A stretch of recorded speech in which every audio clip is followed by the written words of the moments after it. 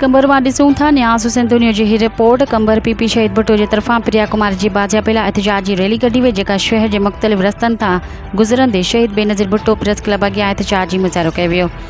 कंबर पीपी शहीद भुट्टो पारां सखर में 28 सालन खां अगवा थियल मासूम नियाणी प्रिया कुमार की बाजियापे लाइ शहीद बेनज़ीर भुट्टो प्रेस क्लब अॻियां धरणो हयो वियो।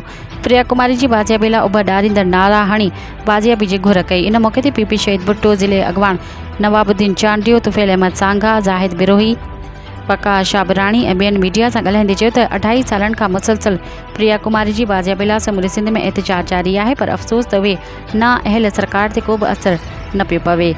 मासूम प्रिया कुमारी सिंध जो आवाज़ बणिजी चुकी आहे। अॼु कंबर में पीपी शहीद भुट्टो जे कारकुननि ऐं शहरनि अघूर निंड सुतल हुक्मराननि जी सुतल ज़मीर खे जाॻाइण जी कोशिश कई आहे त ख़ुदारा मासूम नियाणी खे बाजियाब कराए संदसि वालदेन खे इंसाफ़ फराहम कयो वञे।